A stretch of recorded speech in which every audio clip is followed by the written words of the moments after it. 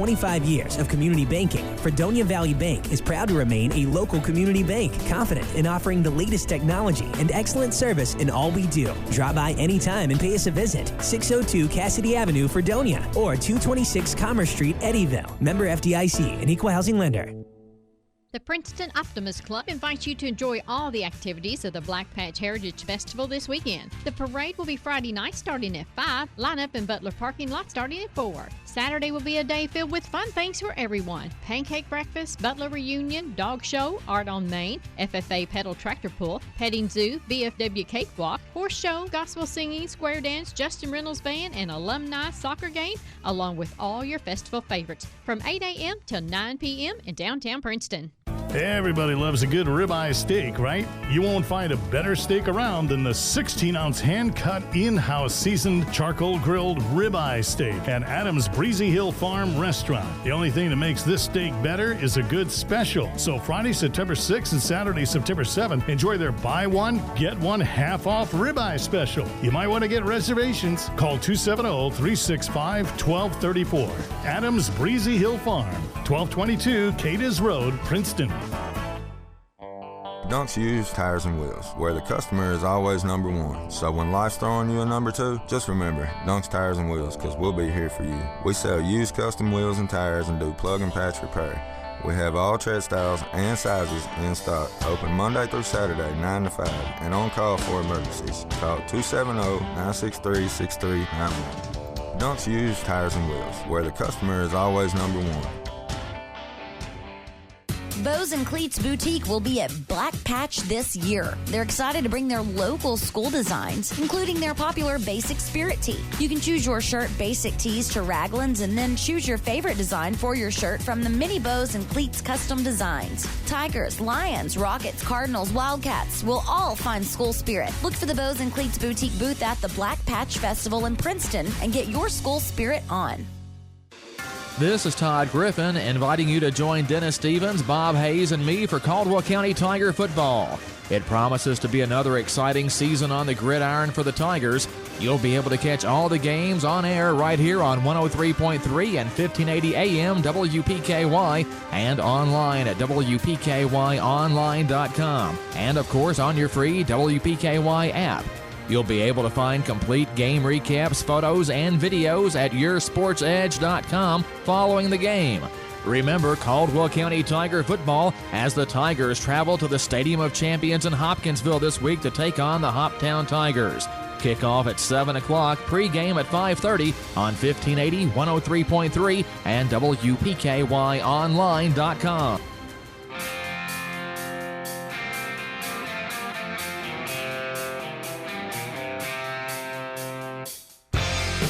It's time for your SportsEdge.com Sideline Report with Todd Griffin. Talking sports and more here on 1580, 103.3 WPKY and worldwide at WPKYonline.com. Here's your host, Todd Griffin.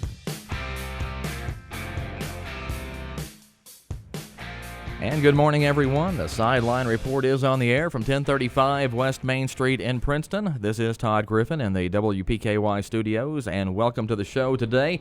As always, lots of sports to talk about. We'll get right to it. First of all, I want to introduce Ty Engelbright, who's back with us again this week. Thanks for having me again, Todd. I'll tell you. Absolutely. It's almost like old times. You're like the co-host. Well, I don't want to go that far, but always love talking sports and with the guests and you as well. So thanks for having me. Also in the studio with us right now, Jay Davis, who's a longtime referee on the high school level, the college level. Jay, what all else have you done?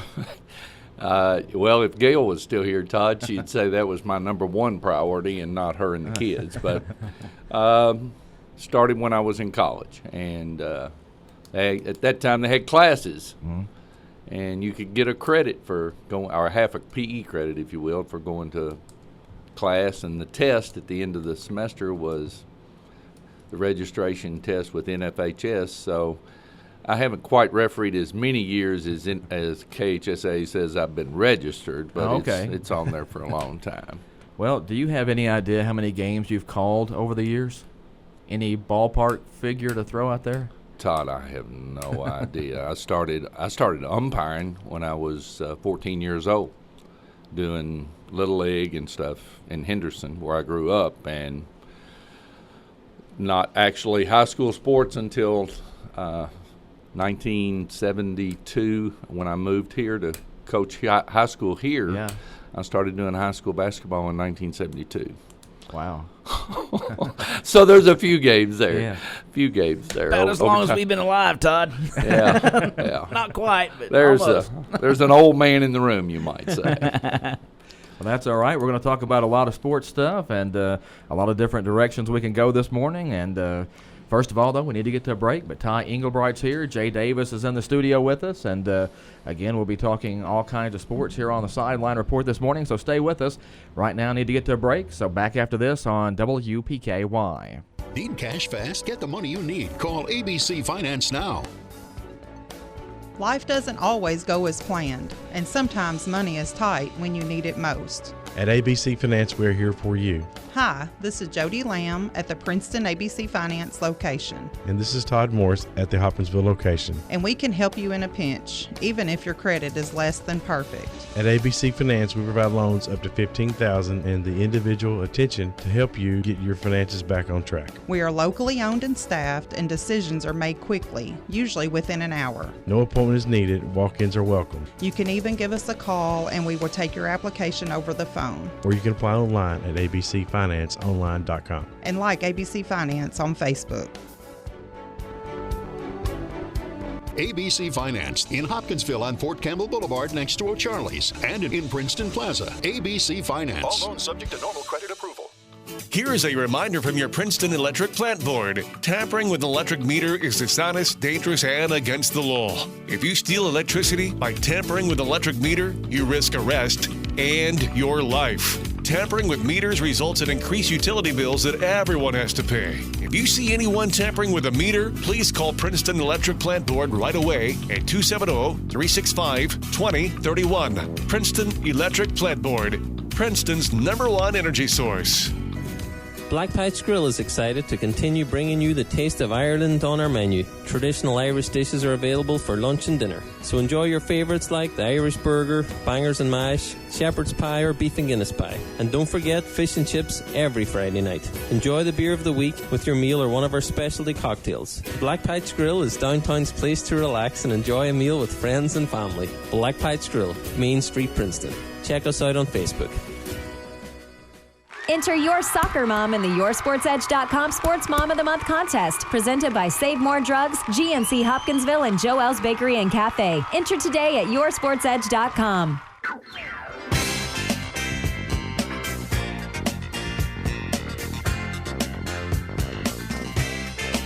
We continue on the Sideline Report on a Thursday morning from 1580, 103.3 WPKY. Jay Davis in the studio with us this morning. Ty Englebright also on the show. A little bit later on, Tori Hammett will be here to join us and talk about the West Kentucky Hoops Classic. So, you know, Ty, we're not that far away from thinking about basketball again. Not at all. And, of course, that tournament growing and growing each year, and it's going to be a great one this year. I know we got a little bit of a preview several months ago when Tori was last here, and hopefully should have everything lined out and pretty much ready to go, and ought to be just a fantastic tournament. A lot of talent showcased during that weekend. It was fun last year for sure. No doubt about it. Well, we have a unique opportunity today. We have a referee in the studio, Ty, so we can air all our grievances. Yeah, just to say we're not going to. Oh, please do. Yeah. Please. I know you've never had anybody, disagree with a call you've made before. It's more unlikely that that you get them to agree. You don't get it's not like too many other professions.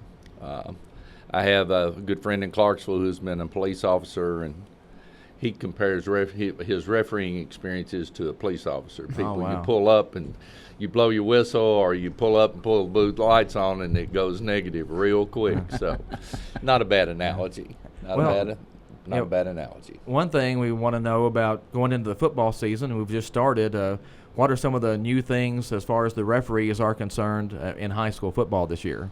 A little history on rule changes. They used to change rules every year. Now in NCAA and in National Federation of High School Sports, rule changes are made every other year, which is a positive. you're not always looking for something new. The big rule change this year was the time between plays. There was a 25-second clock forever in high school. The pros went to a different rule, and NCAA went to a different rule. So last year there were 4 states in the United States, Tennessee being one of them, that experimented with the 25-40 clock. And then this year it was approved by NFHS that there are 6 situations where it's still a 25-second clock, and the rest of the time it's 40 seconds from the time the ball is blown dead and the official raises his hand in the air, then the 40 seconds starts. Mm-hmm. Well, how do the officials feel about that? Does it make that big a difference to the way you guys operate on the field? Most of the time, Todd, rule changes come about for 2 reasons. One is there will be one instance in Idaho or New Mexico, and a coach will say, this is a bad rule. It'll get to the rules committee, and they'll change the rule because of one play in one particular area of the country. The other one is if officials don't do a good job enforcing the rules that are already there, then they'll try to make a rule more simple or simplify it to a certain extent. And the biggest change here was, and Caldwell running a hurry-up offense. If the umpire doesn't get in there and get the ball spotted and get back out of the way, and the referee blow the ball ready for play, it slows them down. Or you may have a quarterback that goes to the sideline every play and talks to the coach and gets the play and comes running in. So officials were adjusting the way they blew the ball ready for play. So they said, well, we'll just use the college rule. Now it's 40 seconds, and after a penalty, you mark off a penalty, you blow the ball ready for play. It's a 25-second clock. So they're trying to be more consistent in the time between plays. The big thing, the play clock starts after the previous play now, right? That's correct. It was a mechanics thing before because it took every crew a little bit of different time to mark it ready for play. Ideally, at the college level, back when there was a 25, we were trying to get the ball ready for play between 4 and 5 seconds. A long play down the field may take a little bit longer to get the chains moved or whatever, but that was that. And then in high school, you were having some people blow it in 3. Then you'd have somebody stand around back there and wait till the coach got somebody sent in with the play, and it was 7 seconds. 40 is a long time. You can delay a game a little bit with 40 seconds between snaps if you want to. Yeah. But if you have a long play down the field, that 40 can also go by pretty quick by the time everybody runs 50 yards and gets down there and gets set. Right. And it doesn't change. It can be a 1-yard run into the line, you set the ball down, and the 40's running, and you're at the line. And Caldwell could be at the line of scrimmage at 37, 38, and they're ready to go. Yeah. Well, one thing you mentioned there that I think bears repeating is that, you talk about going to the pro rule or the college rule. To me, one of the biggest things high school referees fight is that the rules are different for pro football and college football and high school football, and not everybody knows that. That's true. And most sports fans watch a whole lot more games on TV than they do listen to on the radio or go to live anymore. So you watch an NCAA game, 4 or 5 of them on Saturday. Some of the announcers don't know the rules themselves. And now they've enlisted former officials to be the rules consultant during the game. They'll also, NFL has rules, NCAA has rules. Had a middle school game the other night, and a team didn't have a jersey big enough in a back's number, so the fullback was wearing number 53. Which there's nothing wrong with that. He's just not an eligible receiver by rule. And the coach for the other team called timeout and wanted to know if number 53 had reported into the game as a number 53. So there's your Sunday rule. That's not a Saturday rule even. That's a Sunday rule. Well, and we ran into the situation last week at Tiger Stadium after a missed field goal. there was a penalty following the field goal, and the officials ended up with the ball out past the 40 because that's where the field goal attempt had come from.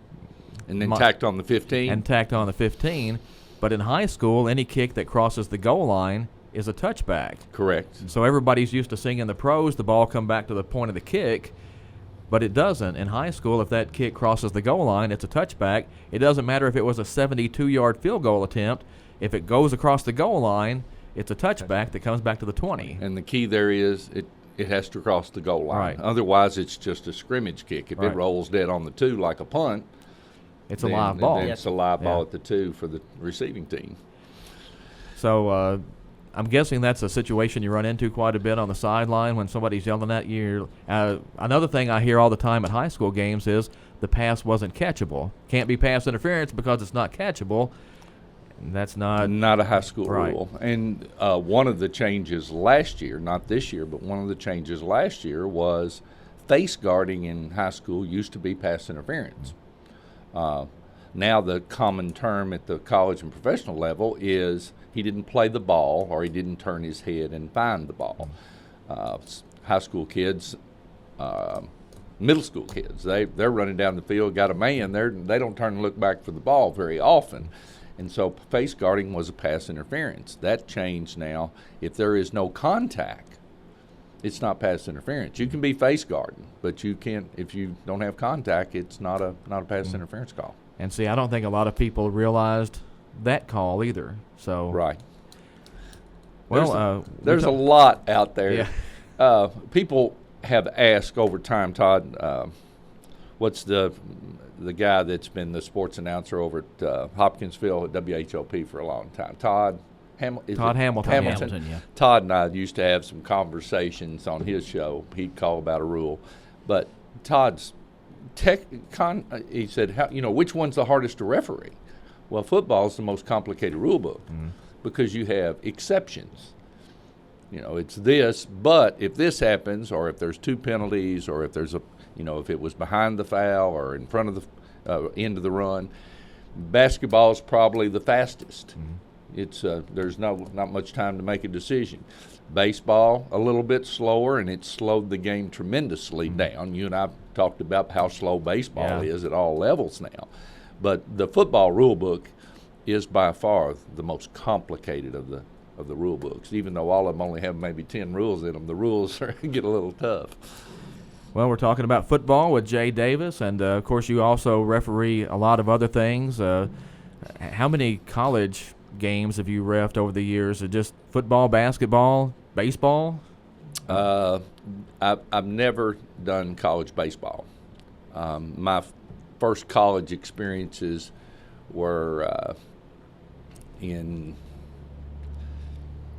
83 or 4. I started doing men's college basketball, and that was while I was still coaching football. And then I got into D1 basketball in 85 on the men's side, and in 1986 I got into the OVC in college football and worked college football until Kelly was a sophomore, and after his freshman year at Fort Campbell in the playoffs, we got beat pretty bad down there. And Miss Gale told me on the way home that this was going to change, that she wasn't going to games by herself anymore. So I came off the field in D1 then, and I still worked. I'd work on Saturday where I could drive to Campbellsville or Cumberland and do some NAIA ball. And then after Kelly graduated in 99, I went back and worked at what that time was the Gateway. It's the Missouri Valley now. Western was in the Gateway at that time. Worked men's basketball D1 till 95 and switched to women's. They went to 3-person and were looking for people to referee, and also the pay was pretty good. So I switched to D1's women's, did that, and then worked that until 2012. And I've been doing college softball now. This was my 15th season to do college softball.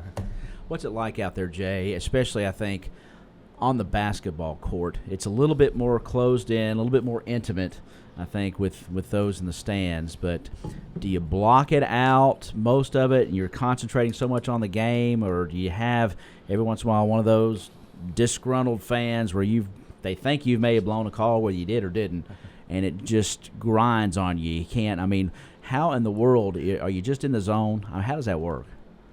Well, there's a lot of people out there right now waiting for this answer because there's some people that have seen me on the court, and I'm not as passive, I guess is the right word, as some people are. I don't handle it as professionally, maybe, Ty, as sometimes I should.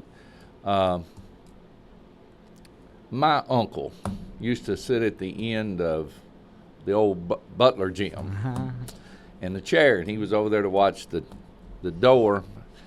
And at that time, I was coaching in Owensboro at Davis County, and came down here with a couple guys from Henderson. I did the JV game, and Pop sat in the end zone and got on me a little bit, not by name, didn't say nephew or whatever, and then when the game was over, the other two guys were from Henderson, and he had grown up with both of them.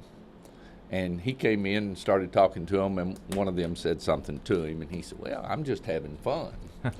And at that time, the Harry Birds of the world, and Joe McHill at that time, they get on you a little. Harry, not much, but when the game was over, the game was over.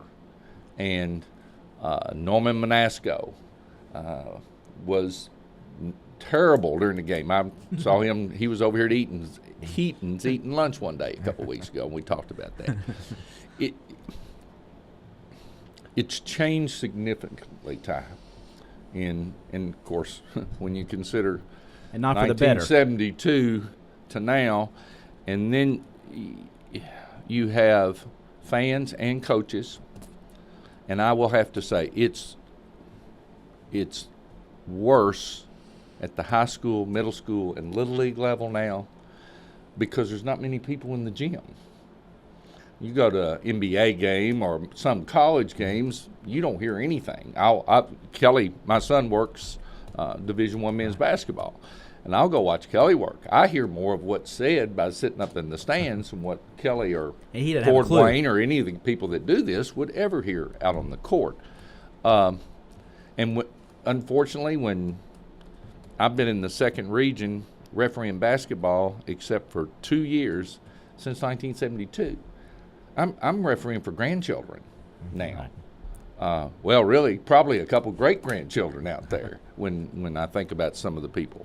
But when it's your name, it's not stripes or blue or get your glasses changed. That's why Roy Boyster and I used to we'd take our glasses off before we walked into the building, and we didn't put our contacts in until we got in the locker room. You just didn't want, it was a phobia with Roy. I never thought about it. Roy wouldn't go in the gym with his glasses on, and then he'd put his contacts on when we got in the locker room. The incident in Paducah this year, at their rec center during a AAU whatever basketball tournament, he's still not completely well. And if you don't know what that is, let's explain, give a little background. There was an AAU game. Apparently, there was a scuffle there at the end, and someone a fan came out. He was refereeing a game, and no, it was a coach. Coach, maybe. And then they hit him blindsided, basically, didn't they? There was a play at the end of the game, and the coach from a team from Michigan disagreed with the call, and actually went after him as he was leaving the floor, sucker punched him from behind, kicked him.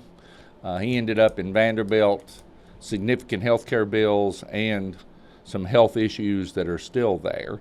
And this is a frail guy. This is not some 6'2", well-built. This is a 65-year-old fella who was refereeing for $15 a game in summer ball. And and that's where I think when you're talking about it's changed, it has changed. From when there was a certain dignity that the fans had. I'm talking about games, say, from 1955 it's almost a change of generational kind of thing that you see it. I think there's always been fans. Oh yeah, and there's always been fan behavior. But the deterioration of and what fans are doing now at all levels of sports, I think, has transitioned. I think there were times growing up that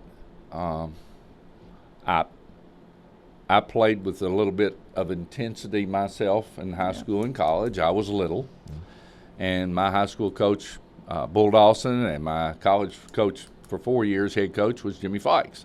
They didn't tolerate that behavior. So, it might happen that I was asked to come to the sideline and sit out a play or two, or in film session critiqued. Not that coaches tolerate it. They don't. The 99% of our coaches at the high school level want the kids to behave. But kids react differently today when somebody says something out of line to them. And we may not hear that. We may, and this one goes back prior to the 50s, the second person gets caught, not the first one. It's the second person. And in, on the basketball court, baseball field, soccer field, it's going to be the second person, and that restraint that first person has to have, or the second person has to have, is tough. Well, I think referees are put in a difficult situation a whole lot of the time, and I've always said some of the rule changes I don't think makes it any easier for referees, because it seems like trying to call a game is just more complicated. It's like basketball. Anybody that's played basketball knows what a foul is and what's not a foul. But when you read it in the rule book, you're almost putting the referees in a difficult situation to make a decision, when sometimes you could just say, again, we know what a foul is. And the pickup games were always better officiated than having the referees there, because if I fouled a guy on a shot, I got him. You take it out, your ball. But now, and Todd, a lot of that, unfortunately, things filter down, pro to college to high school and on down. And the survival of the fittest in the NBA was a big influence on college basketball. And I've been at it a while now, but Kelly and them's rules every year are points of emphasis. The points of emphasis in high school and college sports for the last 10 years have not changed. Take the physicality out of the game. Basketball is supposed to be a finesse. Now, it's a contact sport. Regardless of what people say, there's going to be some contact. Oh, yeah, you got 10 people on the floor. Yeah, in a confined space. And big old boys. But at the same time, the phrase is, don't restrict the movement of the person with the ball in their hand. And that's where the hand checking, the arm bar, and letting that freedom move. They want people to score. People came to see people score, not pass the ball around, or not just go to the foul line and shoot fouls. But it's tough now with, and Ty mentioned generational changes, and that's true. The generational changes have created travel teams, which if you're playing basketball year-round, you don't get the same officiating in June that you're going to get in November or December when you start playing in a high school game. It's just not going to be the same. The officials are there primarily for two reasons. One, it's either a camp for referees, and they're there to try and move up or get into college basketball, or they're there for that $20, and they're going to referee 6 games that day so they can get $120. And game 6, they're walking up and down the floor. They're not running up and down the floor with the kids. The kids get younger, and we get older. What about the communication on the court or on the field between players and trying to control that? Because we've seen how games can change the dynamic of the game if it's not properly controlled, or you have one little physical altercation that may fire us up. It seems like to me that would be probably one of the toughest things a referee has to do, especially at certain levels, is to control some of the communication that's going on out there on the court or the field across from the opposition. Now, sometimes I'm sure you have great sportsmen that are out there doing their thing, but I'm sure every once in a while it can be pretty difficult. let's stick to football since it's what people are seeing now. Football is maybe the hardest to control at the high school level. College now has gone to no less than 7, and in the big conferences, 8 officials. Yeah. So now you've got 8 out there to watch 22. High school, probably 80 to 85% of the games now, even though we would like for them to go to 7, they're using 5. Mm-hmm. So now you got 5 watching 22. And you've got 2 people, the referee and umpire, that are usually watching 10 out of those 22. But the wideouts, the defensive backs, they don't get much scrutiny. Mm-hmm. And in our game, my game last week, that's where we had all our problem. And we had a 7-man crew. And it was with the littlest people on the field trying to stir up the most stuff, if you will. And it's not always that way. But finding out if you've got a leader on the football team that you can go to. And I tell my captains, and I had a coach 2 years ago tell me, I'm glad you said that, but I tell the captains in the captains meeting, guys, you're here for a leadership role, you're here for a reason, and we need your help. You know your teammates. We don't. You know who's a loose cannon. You know who might be stirring up the problem. If you take care of it, then we don't have to put the yellow flag on the ground. Coach told me, he said, I'm sure glad you said that because 3 out of my 4 captains are the ones that stir up the stuff. and the coach was grinning, yeah. But yet, you know, he also sent me a message. You better go to that other kid because these 3 are not going to be the ones that are going to help you. Most kids, we're told, don't coach. You're there to referee. You're not there to coach. So, you know, and you don't want to threaten. Don't do that again. I saw what you did. Oh, I didn't do it. Okay, that's fine. Just realize that there are penalties out here, and you try. And every official's temperament's different. That's why Bill Burton used to sign Roy Boyster with me in high school basketball. Roy was just as easygoing and calm. He kept his head and maybe 95% of the time he was able to keep me that way. But the leadership, and I would say, Ty, even in yours and Todd's generation, you could still say that most teams mirror their coaches. If you can pretty much see the calmness or whatever of a team by the primary personality of their coaches or coaching staff. Well, we've established that you've called a whole lot of games in your career. We don't know how many, though, I promise. Right. But what are some of your favorite moments? Do you have a game that sticks out that was just a great game or great moment or anything like that from your career? Either one of you two remember the name Wes Strader? Yes. Oh, yes. Yeah. Wes used to do the Kentucky Network's Sweet 16 every year. Mm-hmm.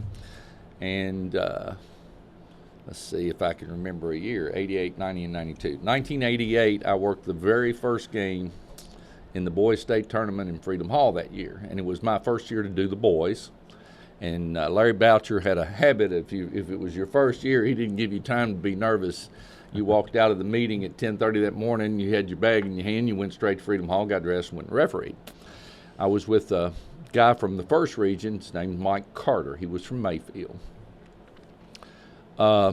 Quarters around the edge of the court were quite cramped, and TV people were allowed to sit out on the floor.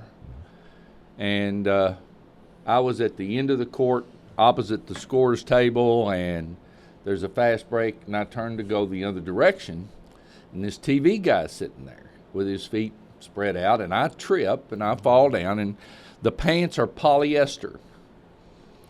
And at that time, it was before long tights and stuff, so a lot of us wore long johns under our referee pants. It helped control the sweat. Yeah.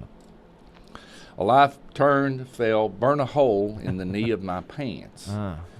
Not only did it go through the polyester, it burned a hole in the cotton of those. Mr. Strader had a nice little talk on the radio about Jay Davis, former Western football player, friend of mine, falling down, rubbing a hole in his knee. And so at the half, I did have another pair of pants in the locker room and changed. That story, Wes passed away about 1.5 years ago. And Wes used to do, he had a booth at their radio station set up on Western's campus for pre-games. And you could walk by and wave at him. So there were several times that Johnny Vance, one of my quarterbacks, or Leo Peckinpah, we'd be socializing and he'd call us over. But that was one of Wes's favorite stories on me to talk about. I was fortunate enough, Todd, to get to work 4 NCAA tournaments, 1 D2 men's and 3 NCAA women's first rounds. I got to work at Tennessee, a first round game. I got to work at Oklahoma, and I got to work at Minnesota. In these 40-plus years now of refereeing, I've got to go places and meet people and athletes and Pat Summitt and Bruce Pearl and were it not for officiating, I wouldn't have got to do those things. So with some of the negatives that have come about, it's way outweighed by the positives. And I think the problem we're having now, Todd, is finding people to officiate, not just at the high school level. Everybody wants to do college ball. Money's better. You have the administrators of the game.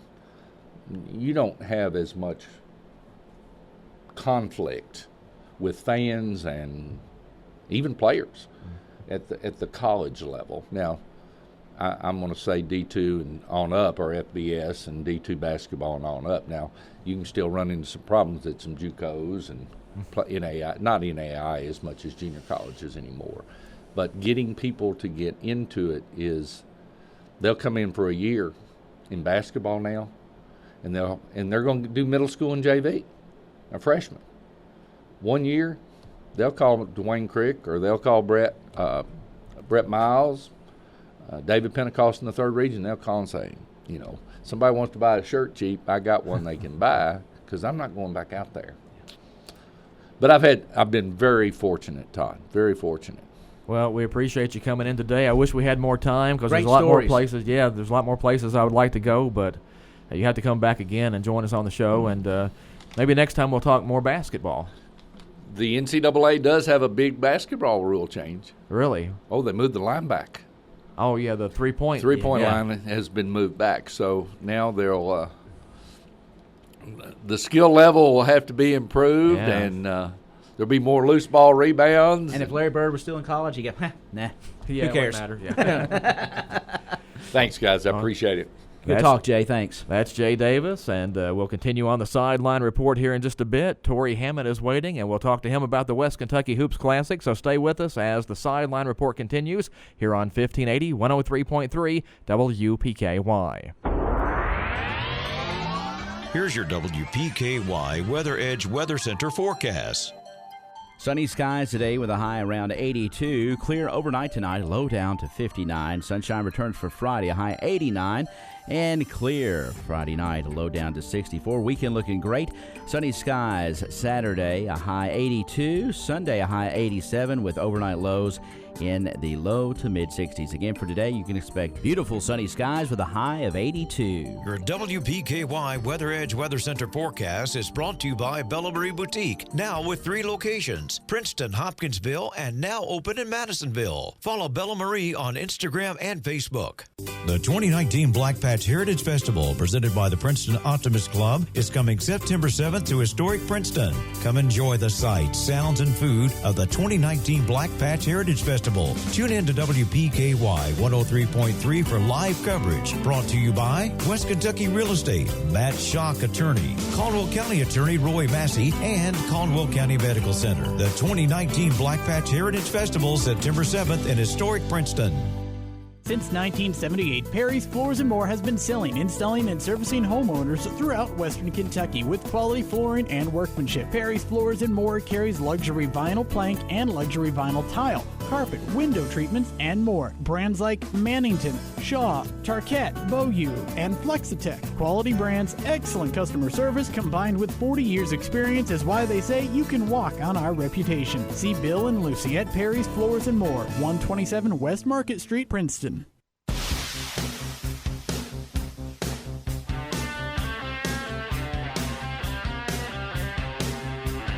We continue on the Sideline Report on a Thursday morning at 1580, 103.3 WPKY. Todd Griffin, Ty Englebright, Jay Davis is here with us today, and now joined by Tori Hammond, and we're going to talk about the West Kentucky Hoops Classic. And Tori, I'm sure you've got another bang-up lineup ready to go for us. We think we do. I mean, we feel pretty good about it. We've got, I think, 6 states represented this year, so good little group from the South coming up, so we're excited about it.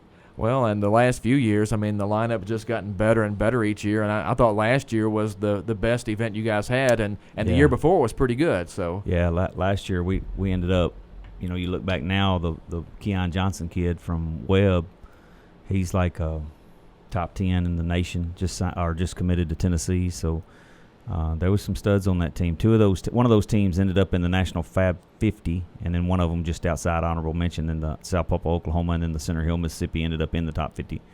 Went on to win state. So yeah, what we're trying to do is try to reach into a state and pick out one of their class's best teams, and we've been really blessed and fortunate to be able to do that almost every year since we've kind of got ramped up. And I know this year in making several calls, I'm learning I got to be quicker, because the good teams are booking. I mean, they're in the Florida tournament, South Carolina tournament, the Arby's Classic, and the Bass Pro Classic. So you got to get on them early. So I've had several tell me they're interested. Just give them a little bit more advance. So I potentially have 4 teams booked already for 2020. Oh wow! Just got to follow up with them and get them. Got to sign a contract, of course. Well, and you had one of the better high school games probably in the nation last year with the teams from Mississippi and Oklahoma. Yeah. You want everybody to come out, and you try to tell them what you think you're fixing to see. But who would have thought, you having a 1-point game coming down to the last second shot with 2 teams that were both in the top 50 in the nation at one time, and people you just don't, it's just hard to get that across to them if that's fixing to happen in Princeton, Kentucky. Yeah. So yeah, we were so blessed to have them come in together. And Center Hill, matter of fact, has ramped up to I forget the name of the tournament, but Drew Maddox runs in Nashville, and their coach Mealer, he was sad telling me, because I asked him to repeat and come back, and he was sad to tell me he couldn't. He just had to take that offer from Drew Maddox in Nashville, but he said he'd come back in 2020. So we look to have them back next year, and if we do, they still have the kid that was a sophomore last year will be a senior. He's a Power 5 kid. I mean, he's going somewhere Power 5, so maybe we can get them. We try to pluck a North Mississippi team. Of course, that's where I'm from. That's what I know, and still know a lot of the coaches down there. And so that's a good spot to pick up an Olive Branch or Center Hill or Corinth, some of those teams on that north side. Do you have the dates set for this year yet, and do you have a schedule anywhere in mind yet? Yeah, I'll run it down for you. Stop me if you have any questions. But, yeah, it's December 27th will be day 1. Of course, day 2 will be December 28th. We're going to start at 11, so we'll have 11, 12:30, 2, 3:35, 6:30, and 8. So we'll have 7 games that day. We'll have the girls' games at 11 on day 1 and 2. 11 on day 1 and 2, and 2 on 2 o'clock on day 1 and day 2. And those teams aren't completely set. I know Caldwell, Mayfield. I believe we have a team coming out of Louisville. I don't do the girls' teams. The head coach is doing that, but I know they were trying to solidify the last girls team because he got a late jump on that, obviously with the changeover. But so day one we'll start with a Kentucky-Tennessee matchup. We got Paducah-Tillman at 12:30, and they're going to play Northeast Clarksville, Tennessee, which this will be Paducah-Tillman's first time to play with us. Caldwell's not playing them this year, but we thought it was a good fit for them to come over and represent a little West Kentucky and maybe have a little of their fans in the stadium. And then Northeast Clarksville, of course, is they are a repeat team. They do have a new coach, but they are a repeat team, and they're going to be really good. Their best player didn't even play with them last year, and so you're going to see the same team. They're all back, and they were tough. They won both their no, they lost one and won one, I think, last year. So then at 3:30 we'll have Caldwell will play their first time, and they're gonna play a perennial Tennessee power. He tells me they're in a rebuilding year. That's Southwind, Tennessee. Their best player just tore his knee up a couple weeks ago, so he asked me to be cautious with them in relation to the fact that he's rebuilding as well. So I talked to Coach K. Coach K said, yeah, he'd be glad to play him. So Southwind's going to be athletic no matter what. They're on the outskirts of Memphis, and they're a 5A Tennessee school that has won the state championship a couple times. So I'm not sure what down means for them, but I still suspect they will be good.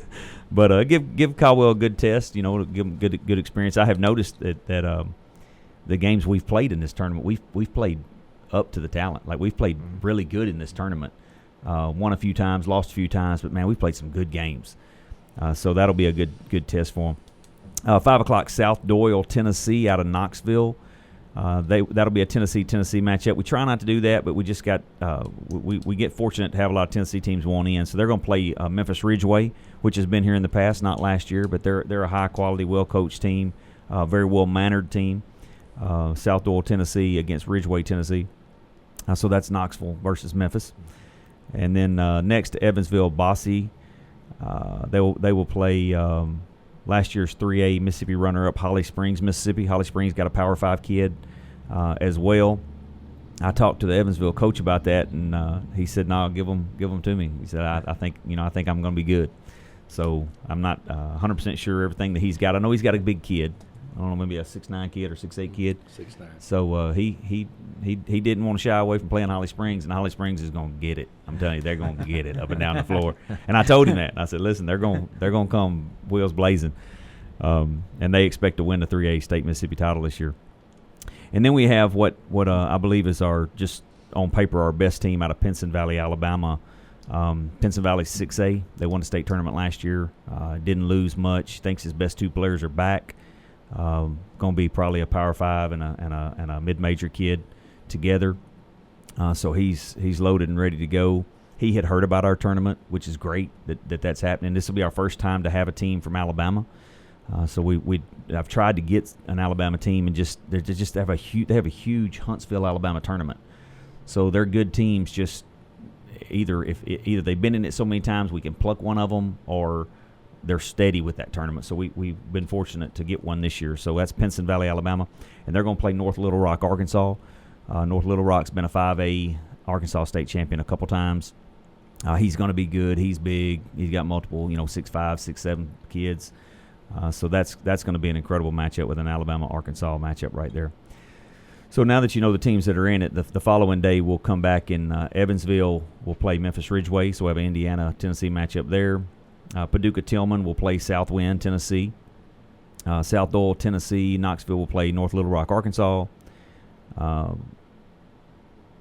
I think this could be our game of the tournament. The Pinson Valley, Alabama versus Holly Springs, Mississippi.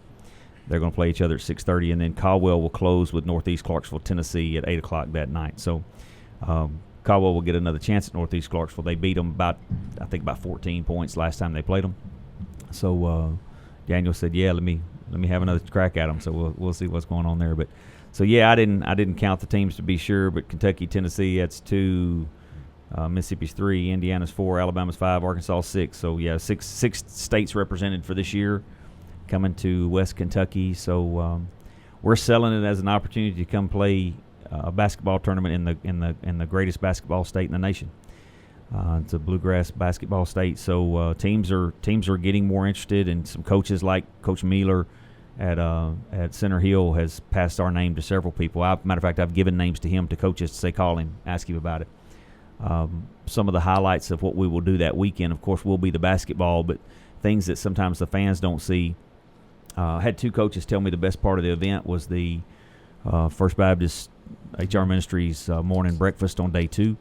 That was a killer breakfast for them kids. I mean, I'm sure they get treatment in good places, but the guy that spoke to us, Gary Cabness, who played at Mississippi State, which is a acquaintance of mine from back home in Corinth, Mississippi, is he said they run the Lighthouse Classic in Mississippi, and it's a huge tournament. It is a national tournament. They have some Canadian teams and some California teams.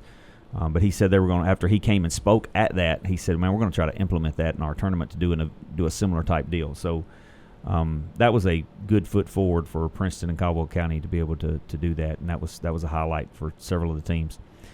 Of course, we feed them supper that night after day 1. A lot of our folks here in locally, some businesses, which we'll have a sponsor list later, but some businesses and some ladies and some guys put that together for a really nice hospitality room, as well as that post meal on day 1. So it's a huge lineup. One of them deals, it's Christmas time and you're trying to find something to do because it's a little down after Christmas. This is a good place to come and be a part. Of course, we will again have Caldwell County students get in free, so you can come bring the kids, let them hang out for 2 days with us and eat some concessions. Yeah. Talking this morning with Tori Hammett about the West Kentucky Hoops Classic. We need to squeeze in one more break on the Sideline Report, but we'll be back with more after this on 1580 103.3 WPKY. Here's your WPKY Weather Edge Weather Center forecast. Sunny skies today with a high around 82. Clear overnight tonight, low down to 59. Sunshine returns for Friday, a high 89. And clear Friday night, a low down to 64. Weekend looking great. Sunny skies Saturday, a high 82. Sunday, a high 87 with overnight lows in the low to mid 60s. Again, for today, you can expect beautiful sunny skies with a high of 82. Your WPKY Weather Edge Weather Center forecast is brought to you by Cozy Living Interiors. It's time to stop smoking once and for all by attending the next Mark Patrick Hypnosis Seminar in Hopkinsville. In just 2 hours, you can finally become a lifelong non-smoker. Regardless of your past experience or how long you've been smoking, this program is designed so you can stop smoking without anxiety, irritability, or gaining any weight. For only $49.99, you can become a non-smoker through hypnosis. Thursday, September 12th at the Holiday Inn Hotel, 2910 Fort Campbell Boulevard in Hopkinsville from 8 to 10 p.m. Registration starts at 7:30. Seating is limited, so get there early to reserve your spot. All forms of payment are accepted, or for more information, go to markpatrickseminars.com. Over 500,000 have attended their program. Try it. It can work for you. Almost everyone knows someone who has stopped smoking using hypnosis. Now that someone can be you. Attend the Mark Patrick Seminar Thursday, September 12th at the Holiday Inn Hotel, 2910 Fort Campbell Boulevard in Hopkinsville, and use the power of hypnosis to stop smoking now.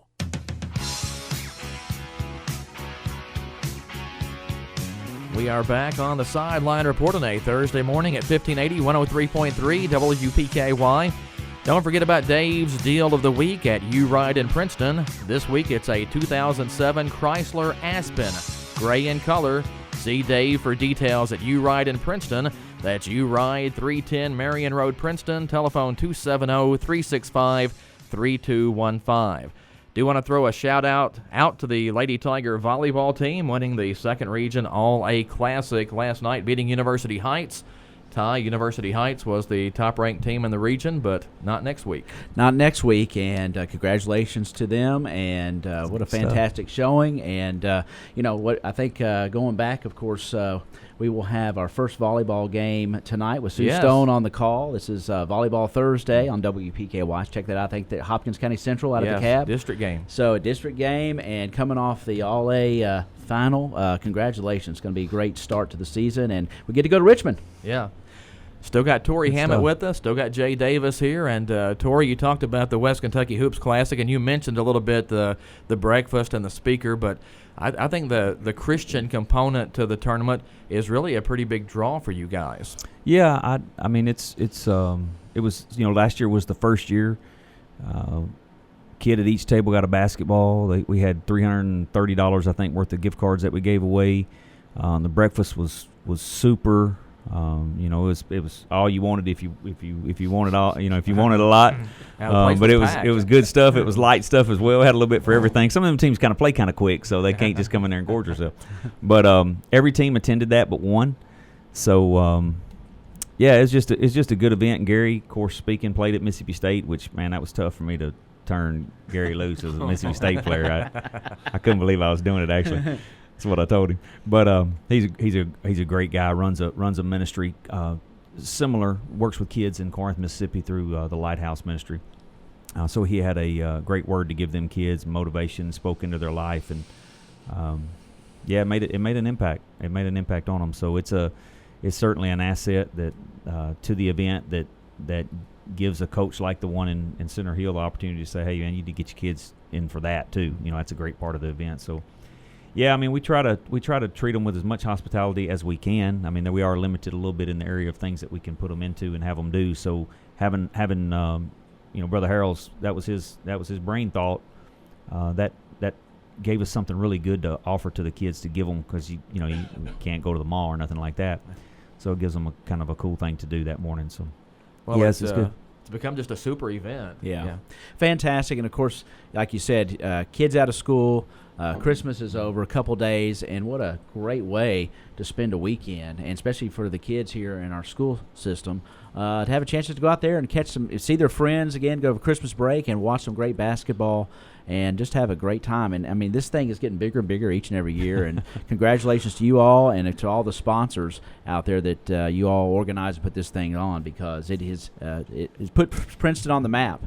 And these folks come in here and stay and go to our restaurants some. I know you feed them some, but they check out our town, and it's just a good thing all around for everybody. Yeah, we've had some support. We've had some support from multiple businesses here, and I won't mention. I mean, our title sponsors are First Southern National Bank, Williams and Fawn and Associates, and Goodwin Insurance, and those are the three that will always be there to kind of get things started. But we'll have 30, 40 sponsors. I don't really hit that too hard until about October, so I don't have that list today, but we'll come back maybe for a little quick shot getting ready for it and run over those sponsors. But so many people in this town has done so much, and I've had the question, this is an important question. I've had the question say, well, who's getting that money? Is that just basketball? No, it's not. I mean, I have kids that play tennis. They will benefit from that because the athletic department gets a portion of that money as well, so it filters into tennis, soccer, volleyball. Some of those sports that don't have huge gates that fund their programs. So basketball get a larger percentage of it, but the rest of them blend that out. So it's a good deal. So the money that you're giving and the money that we're raising, other than the recognition for your business, which is important, goes in to help these kids in a way that you might not even realize. Officials like it too. We don't get to referee this level of basketball in Western Kentucky consistently. Yeah. So for 2 days, you've got Dwayne has to filter through his staff, because you can't just throw anybody out there in some of these games. Yeah. And I'm sure these teams, like our teams, they're coming into Kentucky going, okay, what kind of refereeing am I going to get here versus what I get in Mississippi, Alabama, Bossy out of Evansville. So the Officials Association also looks very, very much looks forward to being able to work those good games. Yeah. Oh yeah, and it's a good time. I mean, we enjoy that, and yeah, they are curious with that. That's some of the questions we fielded that question before. We fielded the question, what ball do y'all use? I mean, that evidently Kentucky uses a ball that it's not a multi-state favorite. That's right. Because I've had them be like, can we use our own ball if we're not playing a Kentucky school? And I'm like, I doubt it. I mean, that's just a lot of trouble for us to try to organize. So let's just hang with what we use. So it is an interesting thing to watch all that come together. But obviously, as you know, without your businesses, your sponsors, without the referees that are willing to share their time and take care of that, and without the fans to come support it, it wouldn't be what it is. So it's a big group effort. Well, I appreciate you guys coming by today. A great show. I wish we had another hour to go on and talk about stuff, but Anytime. Yeah, the clock says we're overdue now, so Ty, I guess we better get out of here. We better do a commercial here on WPKY Princeton. But thank you guys so much, and thank y'all. And look forward to you guys coming back. You talking about the tournament, Jay. We want to hear more stories, more ref stories. So hopefully you have kind of a easy rest of the year and whatever you're refereeing. But good luck out there. Thank you. Awesome. That's Tori Hammett and Jay Davis, Ty Englebright. This is Todd Griffin. Thanks for listening to the Sideline Report today here on 1580 103.3 WPKY. The voice of Caldwell County. We're 1580 103.3 WPKY Princeton. Fox News, I'm Chris Foster. Hurricane Dorian's a Category 3 storm now, 115 mile-an-hour winds, about 70 miles off Charleston, South Carolina. Expected to come close to the coast later today. As the outer bands lash Charleston, high winds and heavy rain are moving into Myrtle Beach. A tornado was spotted before dawn near Little River. Tens of thousands have lost power already. Fox's Rachel Sutherland in Myrtle Beach. An American service member, a Romanian soldier, and at least 10 civilians are killed in a car bombing in Afghanistan. A suicide bomber striking on a road not far from the U.S. Embassy in Afghanistan's capital, Kabul. The Taliban